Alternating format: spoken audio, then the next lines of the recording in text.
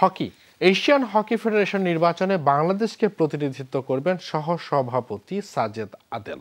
নানা কারণে বিতর্কিত এক ব্যক্তিকে দেশের প্রতিনিধিত্ব করার ফেডারেশনের সিদ্ধান্ত নিয়ে ক্ষুব্ধ ফেডারেশনের এক কমিটির পক্ষ। সেই সঙ্গে সাজেদ আদেলকে মনোনীত করার নেপথ্যে কোনো যৌক্তিক ব্যাখ্যাও দিতে পারেননি সাধারণ সম্পাদক আব্দুস সাদেক। আসন্ন এশিয়ান হকি ফেডারেশনের নির্বাহী কমিটির নির্বাচনে বাংলাদেশের হয়ে প্রতিনিধিত্ব করবেন নানা কারণে সমালোচিত সাজেদ আদেল। বাংলাদেশ হকি ফেডারেশনের সিদ্ধান্তে বর্তমান সহসভাপতি লড়বেন এই নির্বাচনে, কিন্তু স্বাধীনতা যুদ্ধ এবং পরবর্তীতে মুক্তিযুদ্ধ নিয়ে তাদের অবস্থানের কারণে রয়েছে নানা বিতর্ক। এত বছর পরও সাজেদ আদেলকে বাংলাদেশের প্রতিনিধি হিসেবে মনোনীত করায় ক্ষুব্ধ ফেডারেশনের অন্য কর্মকর্তারা।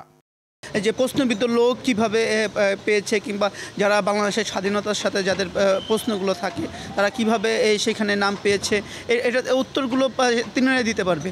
জাতীয় দলের অনিয়মিত খেলোয়াড় সাজেদ আদেল বিগত তত্ত্বাবধায়ক সরকারের আমলে ছিলেন ফেডারেশনের অ্যাডহক কমিটির সাধারণ সম্পাদক। আর এসবকেই সাজেদ আদেলের যোগ্যতা হিসেবে দেখছেন ফেডারেশনের বর্তমান সাধারণ সম্পাদক। তাকে মনোনীত করতে গিয়ে আমলে নেননি অন্যদের মত। সাজেদ আদেল তো বাংলাদেশ হকি তো নতুন না, অ্যাজ এ প্লেয়ার ন্যাশনাল টিমের প্লেয়ার ছিল, মোহাম্মদ স্পোর্টিং ক্লাবের অফিসিয়াল ছিল, তো তারপরে বহু আগে সে হকি ফেডারেশনের সাধারণ সম্পাদক ছিল। সেগুলি কনসিডার করেই হকি ফেডারেশন তাকে নমিনেট করেছে। ফেডারেশন এমন বিতর্কিত সিদ্ধান্ত থেকে সরে এসে দেশের স্বার্থকেই বড় করে দেখবে বলে মনে করছেন এই সিদ্ধান্তের বিরোধীরা। মুজরাবিন তারেক, যমুনা স্পোর্টস, ঢাকা।